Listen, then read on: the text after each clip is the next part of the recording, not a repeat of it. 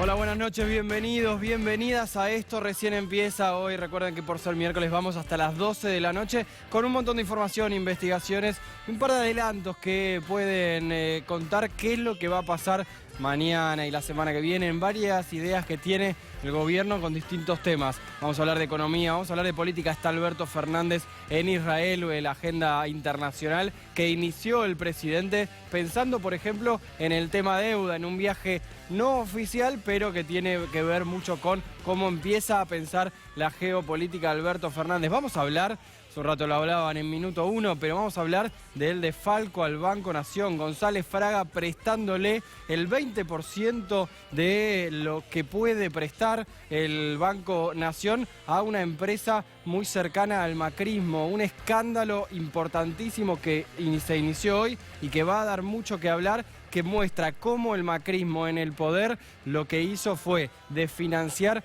al Estado y usarlo para sus propios cercanos. ¿Vieron cuando se preguntaba mucho, bueno, el macrismo vino con su ideología neoliberal a dar vuelta al país o a desfinanciar al Estado y a hacer negocios para sus amigos? Bueno, empiezan a contestarse. Funcionarios del oficialismo empiezan a mostrar las cuentas que dejó el macrismo. Va a dar mucho que hablar, no solo este tema del cual en un rato vamos a contarlo un poco más, sino muchos de los otros que tienen que ver con, insisto, cómo el macrismo desfinanció áreas muy importantes del Estado. Pero hay muchos temas, hay mucha información que tenemos exclusiva en C5N, mucho del tema de los rugbyers en Villa Gesell. Mañana es la rueda de reconocimiento de los que estuvieron, los que participaron del asesinato de Fernando Báez Sosa, y que también va a dar mucho que hablar. Y el virus que empezó en China, que llegó a Brasil, el coronavirus. Vamos a hablar un rato con Guillermo Capulla, con especialistas del tema para ver justamente hacia dónde avanza, porque mañana la Organización Mundial de la Salud es la que va a decir si estamos en emergencia mundial o no. Hay un montón de temas para tratar estos días, una agenda muy cargada, un enero muy intenso, así que vamos a arrancar con el tema de la semana, con el tema que mantiene en vilo a todo el país, de los rugbyers y el asesinato de Fernando. Diego Gabriele, cronista de esta casa, está en Villa Gesell, estuvo siguiendo este tema durante estos días y tiene para decirnos esto. Buenas noches, Darío. Seguimos trabajando aquí en Villa Gesell, que sigue conmocionado. Hoy fue un día de novedades. Una novedad importante respecto de la conmoción y de la movilización social que ha despertado el brutal ataque y asesinato a Fernando fue que se decretó que aquí no se podrá vender alcohol en la vía pública, no se podrá consumir alcohol en la vía pública. Puede parecer una cuestión menor, pero no es menor, porque aquí todos los jóvenes que vienen de vacaciones están tomando bebidas en la playa, tomando bebidas aquí en la vereda, tomando bebidas por la calle, andan con la heladerita. Bueno, una medida que puede que llegue tarde, pero llegó. Y veremos qué sucede. Mientras tanto, por primera vez en la historia de Villa Gesell, por 2 días seguidos, todos los boliches cerraron sus puertas. Un duelo que también llegó tarde, porque el día siguiente a la muerte de Fernando, a la salida de este boliche, en donde estamos trabajando nosotros ahora, abrieron, siguieron de fiesta, como si nada pasara. Y eso está en la memoria de los geselinos, está en la memoria también de aquellos que están paseando por aquí, que son turistas, que se dan cuenta de que fue una muerte absurda, que es algo que no puede suceder y que no entienden todavía cómo pasó y cómo siguieron de fiesta. Mientras tanto, hoy los detenidos recibieron visitas de sus familiares. Duró 3 horas la visita, una visita que fue permitida por la fiscal a la que se le negaron a declarar. Los recibieron desde las 2 de la tarde. Aquí hay 5 detenidos. Otros 5 se encuentran en la ciudad de Pinamar. Aquí están Ciro Pertossi, Blasinali, Enzo Comelli, Juan Guarino y Milanesi. Ciro Pertossi es uno de los indicados por la fiscal como coautores de la muerte de Fernando. Es quien le pegó esa patada en la cabeza. Lo van a confirmar con una pericia que le harán a una marca que tiene en su cráneo. Imaginen la patada, la violencia de la patada que le terminó provocando la muerte a Fernando, que le quedó la marca en la cabeza. Y mientras tanto, comienza a organizarse lo que va a ser la primera rueda de reconocimiento para el día de mañana. Habrá 4 días. Mañana pasado, lunes y martes. en esa rueda de reconocimiento, que será multitudinaria, masiva, porque según el Código Procesal Penal, debe haber 3 personas por cada uno de los detenidos, que son 10. Habrá 11 testigos que irán intentando reconocerlos. Esto sucederá en un centro de convenciones aquí, cerca de la Ruta 11. Y también, importante, hoy tuvimos la palabra de Pablo Ventura. Pablo Ventura ya está libre. No es más uno de los 11 detenidos, pero sí participará de la rueda de reconocimiento, en tanto es una diligencia que ya había ordenado la fiscal. Mañana, un día de muchas novedades. Nosotros seguimos trabajando aquí en Villa Gesell, Darío.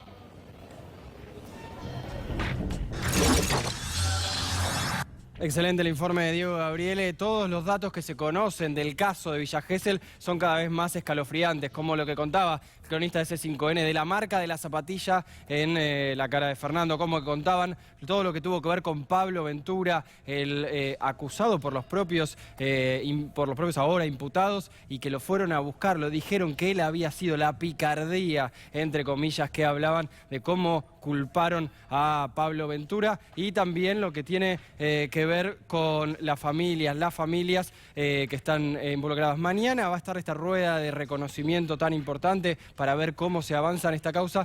Y algo importante también que decía Diego Gabriele, que es que en Villa Gesell ahora se prohibió el consumo de bebidas alcohólicas en la calle. Vamos a hablar un rato con la titular de Acedronar, Gabriela Torres, que nos comente, que hablemos un poco del consumo de alcohol, el consumo de drogas en la juventud, en la calle, en esta violencia que estamos viendo que crece y que siempre ha crecido en los últimos años en la Argentina. Pero les decía, hay muchos temas hoy, muchas cosas para hablar. En un rato vamos a volver al tema de los rugbyers, del asesinato de Fernando Báez Sosa, pero el tema importante que lo señalaba Gustavo Silvestre hace un rato, que lo veíamos en la política online, en ámbito financiero, con el préstamo a Vicentín, esta empresa ligada al macrismo, y los casi 20.000 millones que recibió del Banco Nación. Fíjense esta información que vamos a destacar y que habla un poco de lo que viene a partir de ahora para Javier González Fraga, el titular del Banco Nación. ¿Recuerdan aquel que decía que un trabajador medio en la Argentina no debería tener un celular, no debería poder viajar? Bueno,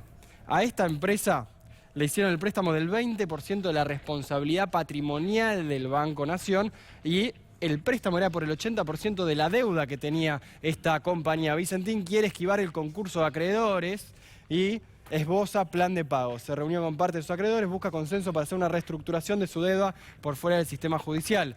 Y después el conocimiento de lo que fue este préstamo. Muchas de las cosas que se conocieron en los últimos meses de cómo el macrismo estuvo en el poder, habla de cómo los mitos neoliberales de que quien está en el Estado no trabaja. Bueno, se la pasaban quejándose de la cantidad de trabajo que tiene un funcionario público, de para qué sirve la plata del Estado. Bueno, lo usaron para eso. Ahí vamos a hablar mucho de este tema, de la economía también que deja el macrismo. Vino Claudio Lozano y queremos juntarnos con él, charlar con él un poco de esto, un poco de qué economía deja el macrismo y de qué viene ahora. Vamos a hablar directamente con Claudio Lozano, director, ahora sí, del Banco Nación. Claudio, muchas gracias por haber venido. No, faltaba más. Gracias por invitar. Bueno, lo primero para preguntar tiene que ver con esto, con qué deuda queda ahora un Banco Nación, una banca pública que en general tuvo unos años. Bueno, un poco los bancos en realidad tuvieron unos años de ganancias en general, pero el Estado argentino quedó muy desfinanciado después del macrismo. Veíamos el tema AISA, vemos este tema. ¿Qué queda? ¿Cómo dejó el macrismo al Estado? No, si bien el Banco Nación fue un banco que obviamente padeció una gestión que no cree en la banca pública, no es que tenga una situación que esté al borde de la quiebra ni cosa que se le parezca. Como la empresa de Vicentín, claro, no, obvio. Lo que sí es cierto es que hubo un conjunto de definiciones hacia adentro, te diría, de reestructuraciones del personal que propiciaron retiros voluntarios multimillonarios para alrededor de 500 personas del banco y que implican un costo permanente que se mantiene en el tiempo de aquí hasta que esas personas se terminen jubilando, monumental, sin demasiada explicación y descabezando prácticamente todo lo que era la conducción del banco. Hacia afuera, también un manejo de la cuestión crediticia, también muy irregular, en donde aparecen aparecen casos como este que vos mencionabas de Vicentín, en donde en primer lugar estamos hablando de una empresa muy importante, no se trata de una pyme ni de una empresa en dificultades, es una empresa que en realidad fue beneficiaria directa de las políticas que se aplicaron durante los últimos años del macrismo. Si vos tomás lo que es la cúpula empresarial de la Argentina, en el año 2015 Vicentín ocupaba el puesto número 19. Claro. En el año 2019 ocupaba el puesto número 6. Y de ser la cuarta cerealera en la cúpula empresarial pasó a ser la primera. O sea, vos lo que tenés es una Vicentín creciendo de manera permanente en facturación, por encima de la facturación de las principales empresas del país, y extrañamente, de buenas a primeras, a partir de agosto, más puntualmente a partir de las elecciones de las PASO, Vicentín deja de pagar y comienza a incumplir. Y ahí aparece el hecho de que Vicentín excedió el límite de crédito que podía haber obtenido. Se violaron las normas existentes para los créditos a grandes empresas y, para colmo, incluso se las violaron sobre la base de un directorio que trató de poner la piedra pero esconder la mano y no puso ninguna firma en esto. Es algo que salió a nivel de gerencias, tratando como de involucrar a la planta del banco, cuando en realidad lo que uno termina sabiendo es que en aquellos funcionarios que en las reuniones con Vicentín le plantearon la necesidad de que tenía que hacer cancelaciones para poder seguir financiándose, fueron apartados de la negociación a partir de que Vicentín, después de que terminaba de discutir en el banco, se cruzaba a la Casa Rosada, tenía conversaciones con la presidencia y de ahí se lo llamaba González Fraga, y González Fraga separaba a aquellos funcionarios que no tenían un comportamiento alineado con los objetivos de la empresa. Así que, digamos, claramente es un crédito absolutamente irregular que no se debió haber otorgado y que le deja un muerto, digamos, como herencia a la nueva gestión. Pero digo, desde ya, la primera definición que se tomó fue bajarle la calificación a la empresa, es decir, no se la mantuvo en el nivel 3, se la bajó al nivel 4, un punto antes de lo que sería lo que es un crédito irrecuperable. Sí. Y todavía vamos a definir, porque la verdad que lo que sí tenemos claro es que esta empresa está en capacidad de pagar.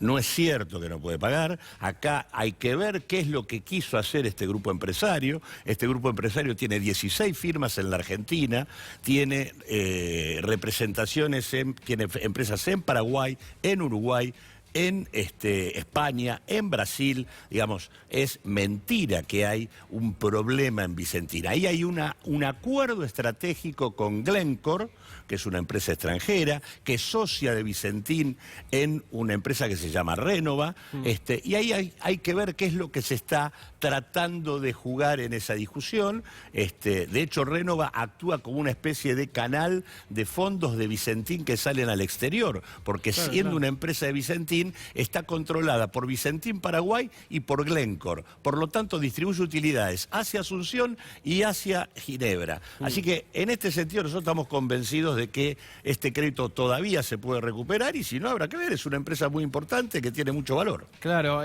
ahora las exportadoras han tenido una buena performance durante el macrismo por las políticas macro, pero también han podido poner gente en Cedronar para saber qué exportaba, perdón, Cedronar, ahora viene la titular de Cedronar, en Senasa para saber qué exportaban, tuvieron mucho poder. Algo de lo que decís implica que hubo una estafa, porque Vicentín podría no haber estado tan mal y para pedir este préstamo, pero aparte también... Claramente hay un manejo fraudulento de la empresa.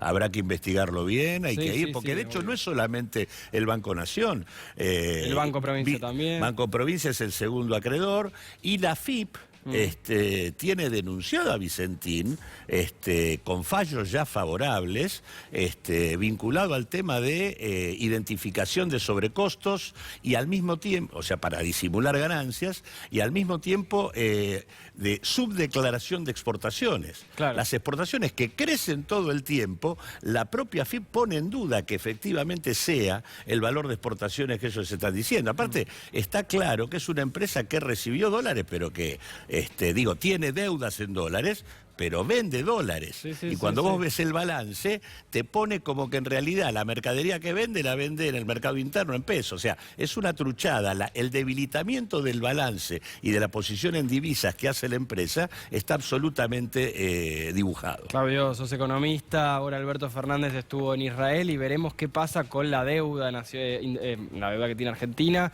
cómo el resto del mundo le acepta o no le acepta a la Argentina reestructurar. En esto que decías, cómo queda muy endeudado los bancos o también incluso el Estado. ¿Argentina tiene la posibilidad de salir bien parado de todo esto que dejó el macrismo? Yo creo que sí, creo que tiene la posibilidad, creo que aparte el gobierno ha puesto en marcha un enfoque distinto, que pelea poner el tema de la reactivación de la economía como clave para salir. Creo sí que hay que ser muy claros respecto a un punto. Argentina necesita, para consolidar un proceso de reactivación económica, suspender pagos por un par de años.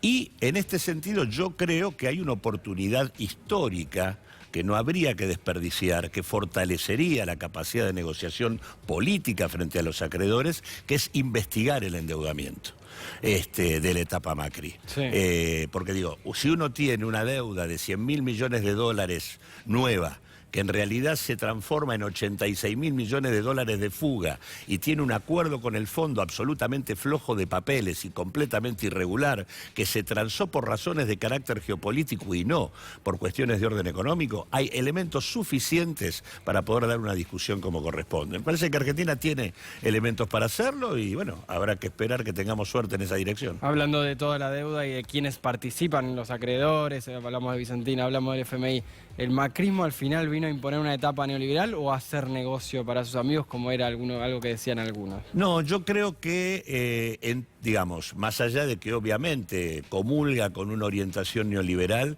buena parte de su crisis, además de tener que ver, o de su fracaso, por decirlo de alguna manera en términos de la perspectiva de que ellos querían perpetuarse en el tiempo electoralmente, tiene que ver no solo con una mirada de que lo que pasaba en el mundo no era lo que ellos veían, sino también por el hecho de que la prioridad que le otorgan a hacer negocios para lo que es su círculo más inmediato termina llevándolos a un fracaso completo. De hecho, vos fíjate que Argentina vivió un ajuste brutal desde comienzos del 2018 hasta finales del 2019, que le permitió incluso acumular un saldo comercial en dólares que le hubiera permitido afrontar los vencimientos de deuda y no defoltear.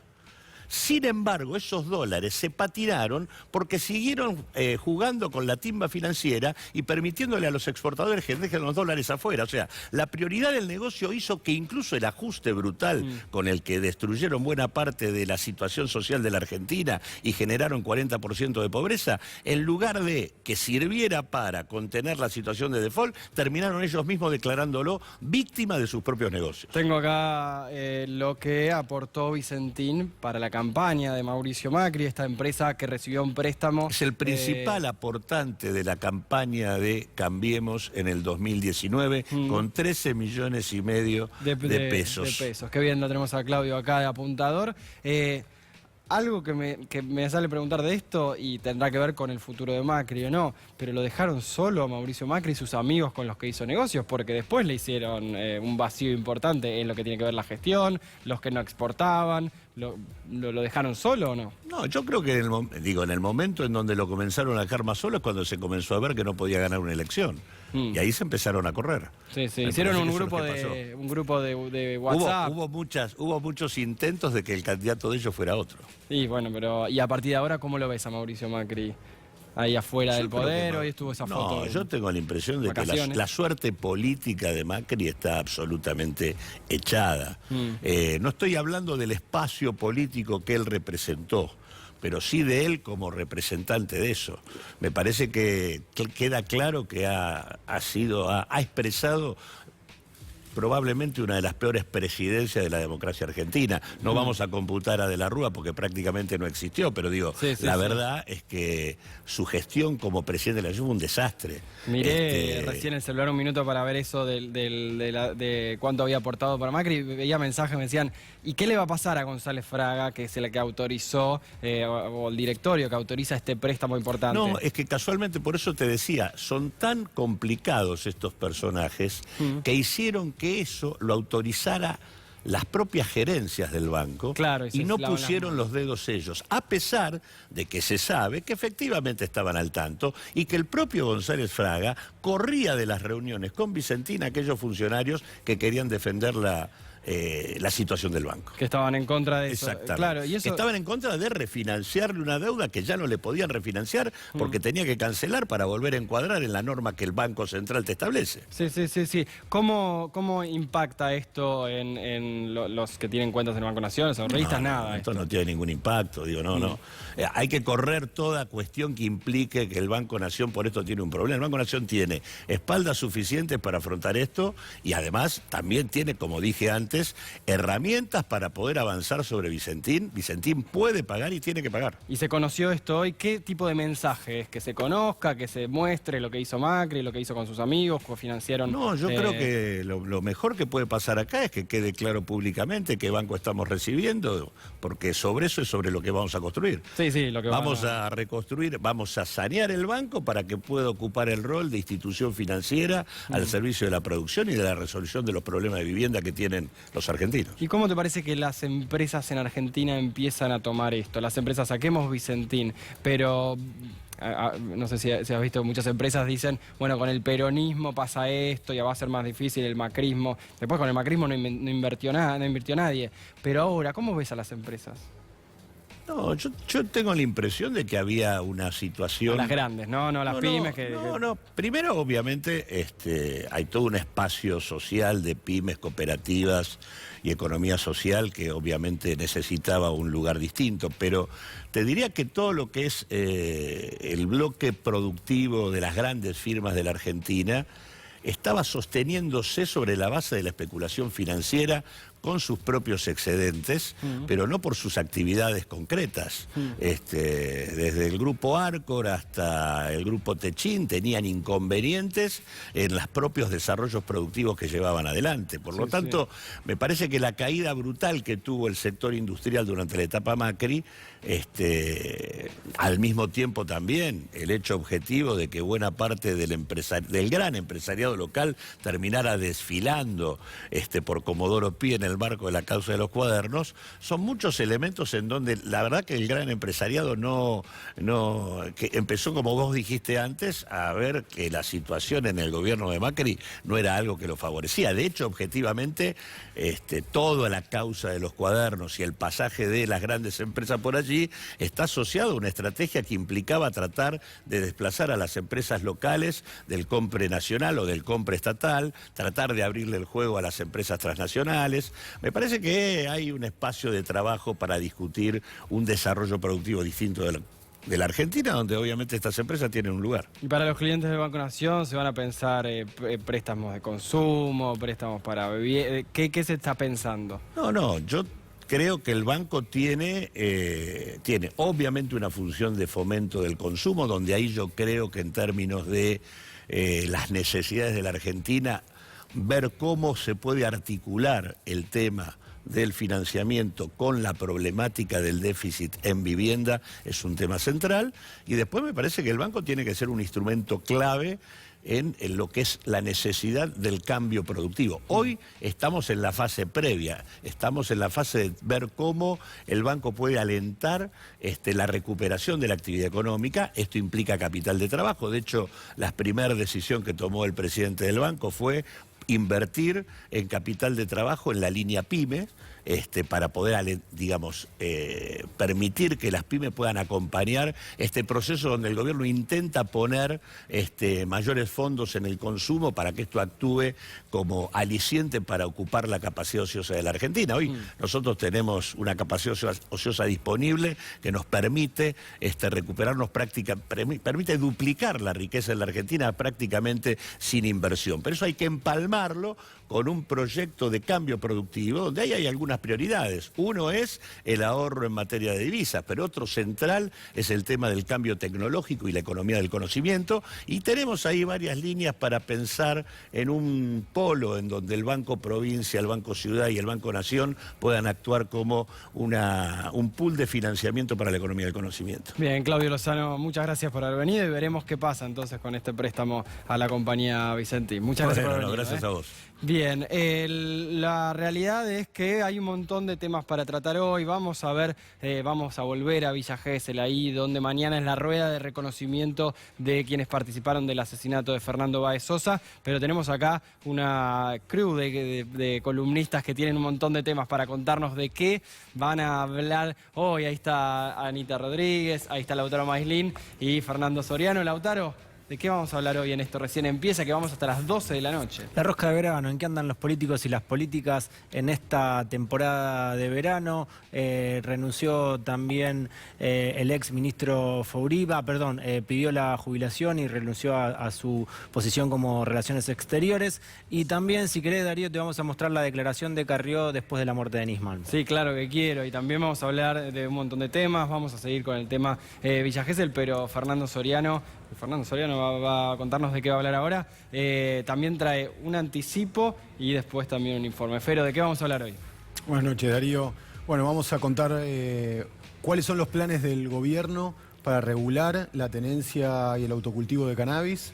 Las primeras puntas de lo que podría ser un proyecto que este año se debata en el Congreso. Bien. Y vamos a profundizar también con algunos de los invitados e invitadas sobre la problemática del alcohol, que es una sustancia mucho más consumida que la marihuana, sin dudas. Ahora vamos a hablar de eso porque está Gabriela Torres en el piso, titular de Cedronar. Vamos a hablar de lo que está pasando en Villa Gesell o la medida que se tomó en Villa Gesell y de otros temas también. Pero Ana Rodríguez Correa, ¿de qué vamos a hablar hoy? Correa, ahí le digo el apellido, el doble apellido.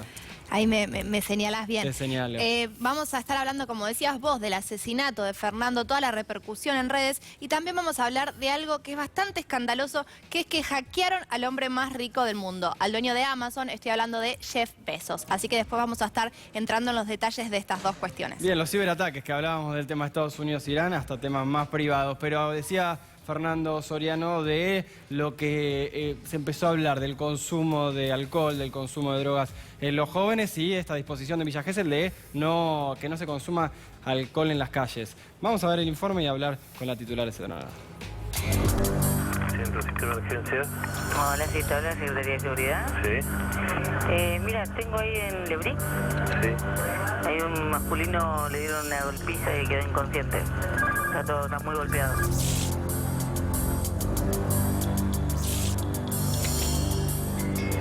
Y en el momento, una situación caótica, en donde cuando llegué había un agente, creo que de infantería, haciendo reanimación. El chico estaba conectado a un desfibrilador, a un DEA. Sí. Estaba en asistolia, estaba sin pulso. Esto fue un mal trago. Lo que sí estoy seguro que Pablo en este momento no tiene 21 años. Te puedo asegurar que tiene más de 30. ¿Y el alcohol, digamos, es protagonista, de esto? ¿O autor de estos disturbios o no? ¿Cómo lo analizaría usted? En realidad, el alcohol lo que hace potencia como es uno. Si uno es violento, el alcohol lo vuelve más violento. Si uno está triste o está divertido, por eso a veces hay estados de embriaguez que son depresivos o contentos, pero bueno, acá hay una base violenta.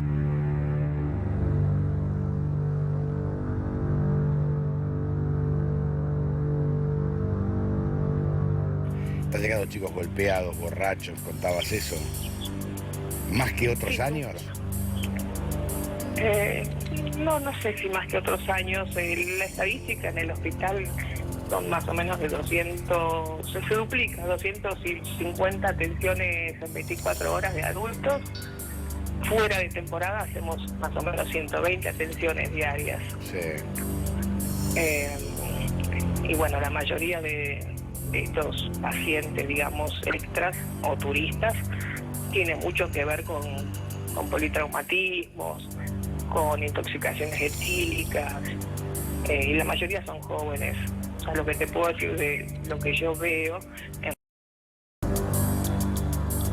Yo creo que la prueba de reconocimiento, en este caso en particular de Pablo, es una prueba prácticamente que no tiene sentido, pero si la fiscal lo solicita, nosotros siempre estuvimos a derecho. La malicia hubo, sin ninguna duda, de alguno o algunos de ellos, pero sinceramente no sé tampoco de quién puede ser. Yo lo único que quería que mi hijo salga libre y que se haga justicia como finalmente ahí se hizo, ¿no es cierto? La verdad es esa. Y la sensación, imagínate, de un papá que tiene a su hijo al lado que había estado injustificadamente detenido. Esto, digamos, queda involucrado este muchacho en la causa a partir de la declaración de una vecina donde estaban alojados los imputados, que dice que falta una persona más y que esa persona se habría ido a la noche a bordo de un auto, da determinadas características del vehículo, y después se hace todo como un seguimiento a través de imágenes y demás de un vehículo. Se constata que este muchacho Ventura, el padre, tenía un vehículo igual. Y bueno, frente a la urgencia y la necesidad de que esta persona no se fugue, se decide su detención. Yo siempre pensaba y me ponía siempre como si yo fuera el fiscal, ¿yo qué haría? Y realmente, pensándolo fríamente, haría lo mismo que hizo el fiscal, exactamente lo mismo. La idea nuestra es que le puedas mandar un mensaje a tu mamá que te está mirando con todos los medios en la puerta, que está muy nerviosa y te está viendo después de tantos días, Pablo. Quiero decir que la extraño mucho y la verdad muchas gracias por todo el apoyo y que tengo unos padres de hierro. Ahora lo dejamos en manos de la justicia, que se esclarezca. ¿Usted quiere tomar alguna...? ¿Cómo? ¿Y habló con la familia de los...? No, conmigo nadie. Ya lo habló mi marido, que con él se comunicó a alguien, pero no, conmigo nadie. ¿Usted piensa tomar alguna medida contra esta acusación? No sé. Lo más acá lo importante es que Pablo no quede manchado su nombre. Entonces, y por supuesto que se haga justicia por el pobre chico asesinado, por Fernando. Esta falsa imputación se va a dirimir dentro de lo que es el fuero civil por los daños y perjuicios que ocasionaron y la afectación a la dignidad de mi cliente. Lo llevamos al hospital, tratamos de hacer una reanimación avanzada, sin éxito. Y bueno, eso fue lo que sucedió ahí en el momento. Y lo más grave es que lo ve que la sociedad está sin tomar conciencia, por más de lo que se dice en los medios, porque siguen ocurriendo estas cosas. Seguimos recibiendo en el hospital chicos golpeados, alcoholizados.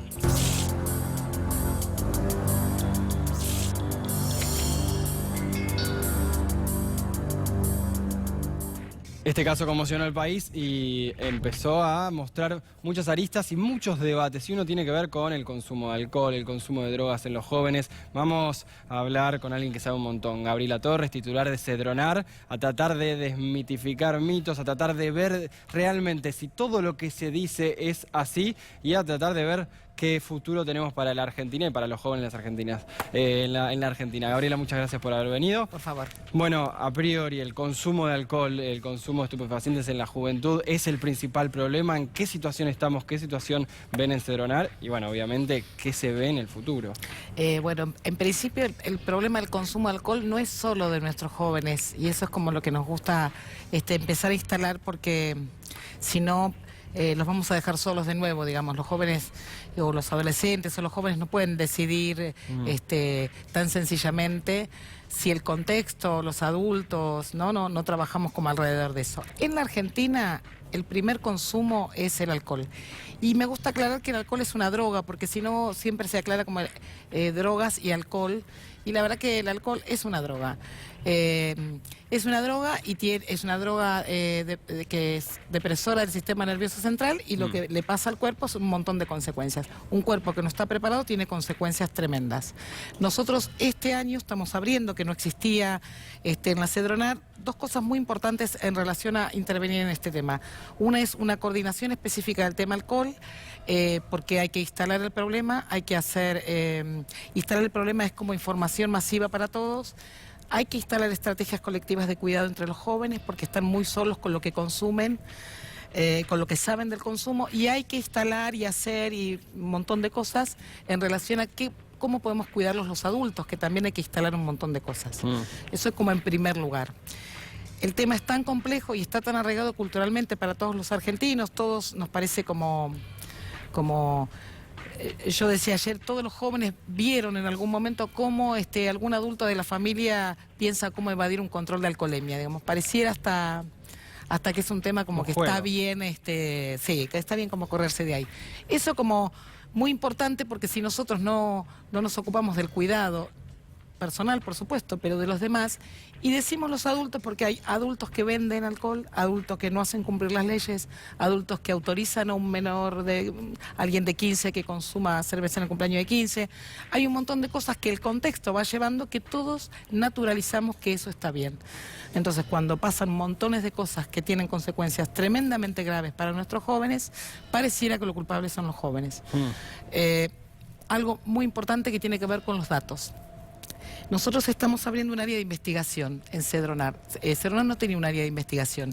Y los datos que nosotros usamos estos días y que circulan por todos lados son del 2017, pero son consumos de mayores de 18 años. ¿Por qué digo esto? Porque las encuestas de salud escolar que hacía el Ministerio de Salud y las encuestas que hacía la Cedronar por acuerdos internacionales para medir el consumo de adolescentes en escuelas se dejaron de hacer, se hacen cada 2 años, y los últimos datos que tenemos son del 2014.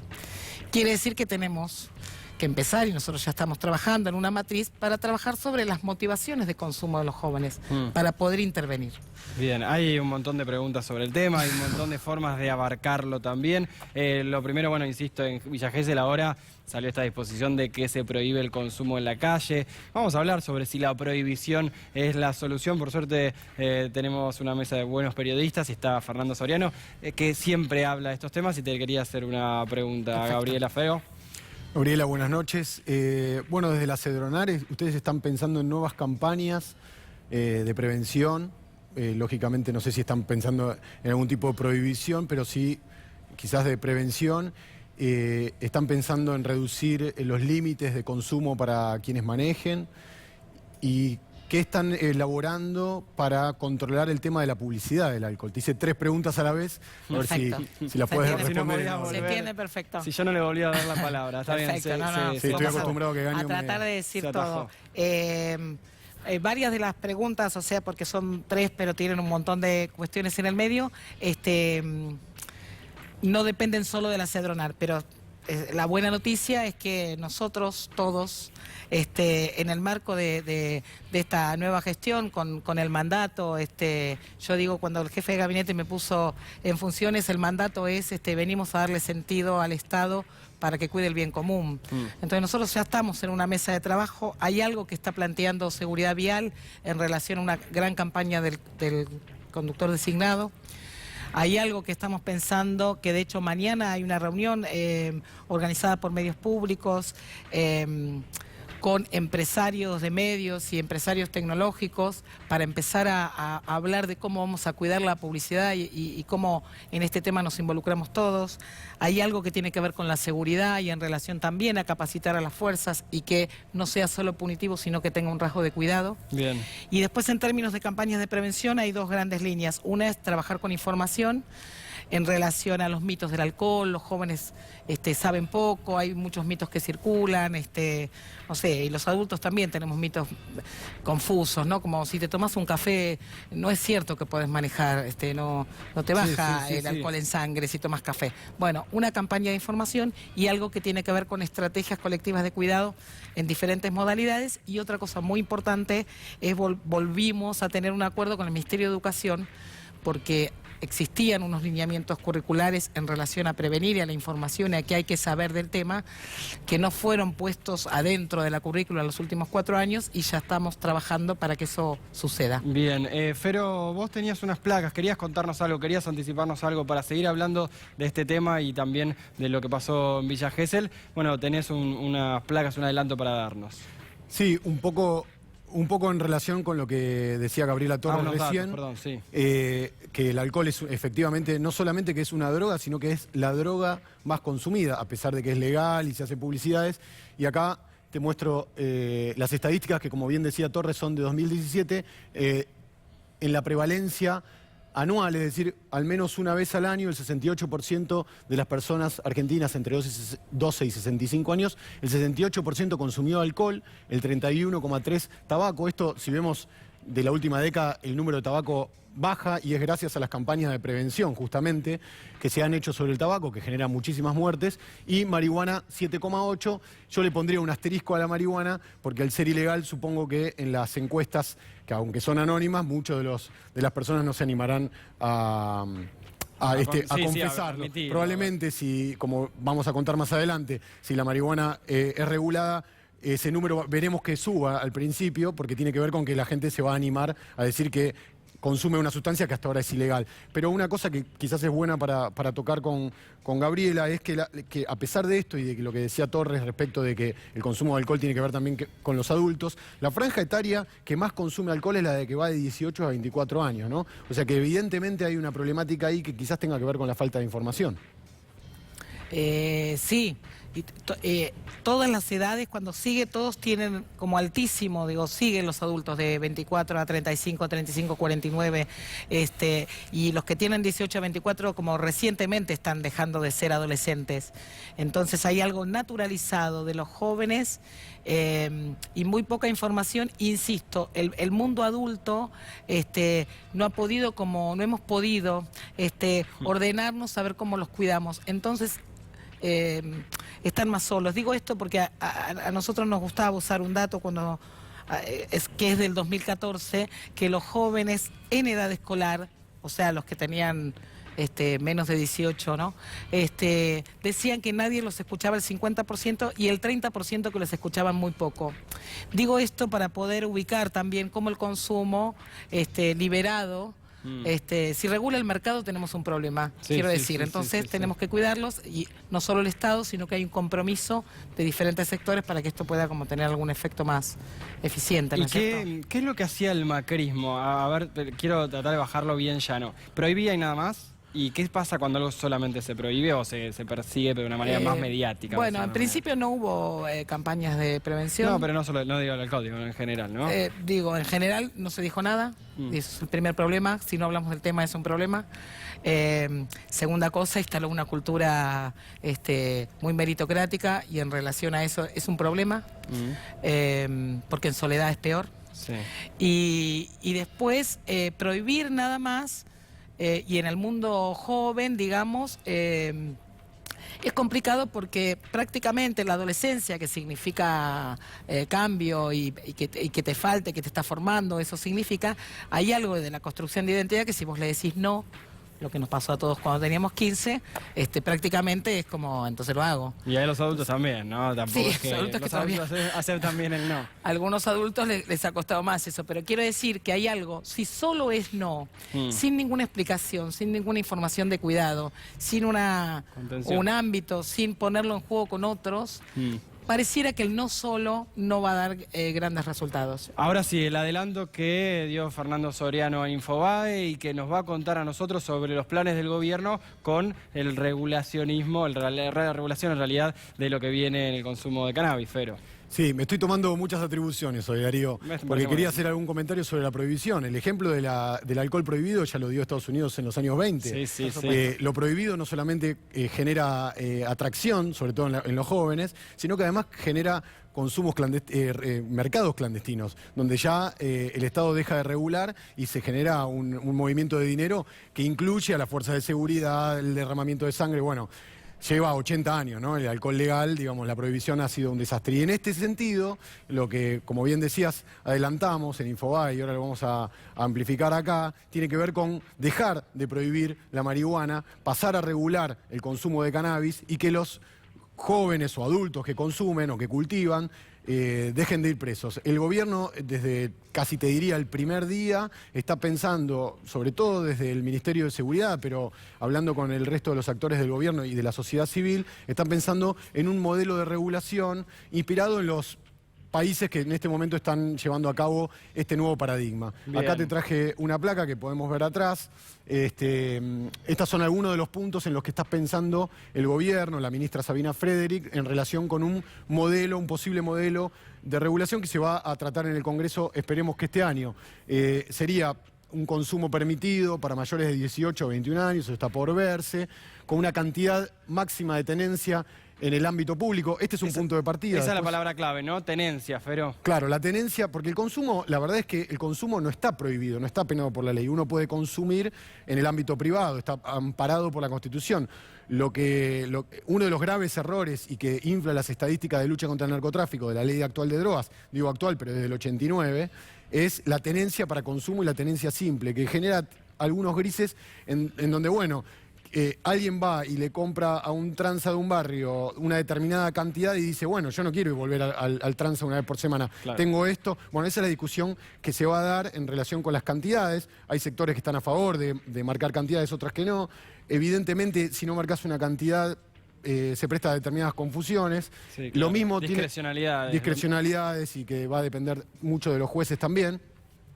Lo mismo con el cultivo, ¿no? Lo que está pensando el gobierno, inspirado en los modelos que están en el resto del mundo, es, bueno, determinar una cantidad de plantas que se puedan cultivar, o cantidad de plantas o cantidad de metros cuadrados. También ahí hay discusiones respecto de qué es conveniente. Esto se va a ir dando a medida que el gobierno vaya analizando los diferentes modelos con los diferentes actores que vienen militando este tema desde hace muchos años. ¿Cuáles son estos modelos en los que se está inspirando y tomando ideas? Bueno, Canadá, que reguló desde el año pasado, 11 estados de Estados Unidos con diferentes, cada uno de los estados de Estados Unidos tiene diferentes modelos de regulación. Hay modelos muy interesantes como el de Colorado, el de Illinois y el de California. Bueno, lo que tenemos acá enfrente con Uruguay, acá también te hago una salvedad. Uruguay tiene el Estado uruguayo tiene el monopolio de la distribución, y esto quiere decir que, por ejemplo, el mercado lo regula el Estado y vende cannabis en las farmacias. Eso, por lo pronto, en el gobierno lo ven por ahora difícil. Y un modelo que llama la atención, porque todavía no está aprobado, pero que tiene especial interés el gobierno nacional, es el modelo de Chile, que tiene media sanción en diputados y que también permite no solamente el cultivo, el autocultivo, sino que también permite poder administrar o quedarse con semillas y que no sea ilegal el negocio de las semillas. Lo de Chile no lo sabía, no sabía que tenía media sanción sobre el tema, pero también tenés otra placa con más información. Esos son los modelos igual que veremos si se sigue o no, veremos cómo el gobierno está encarando. Ya los vamos a analizar más adelante, sí. Claro, sí. Bueno, y esto tiene que ver con las causas que llevan a pensar una nueva regulación, porque la mayoría de los presos por la ley de drogas son personas que tenían para consumir, no son narcos, no eran narcos, y esto lo iremos sabiendo seguramente este año con más datos, pero claramente lo que pasó en los últimos 4 años fue casi un show de lucha contra el narco, cuando en realidad los presos eran consumidores. El 90%, estos son datos de la Fiscalía Federal 6 de la Capital Federal. A ver. En un turno de 15 días, en el año 2018, estamos hablando del fiscal Federico Delgado, el 90% de las causas iniciadas en su turno. Estamos hablando de delitos federales, ¿no?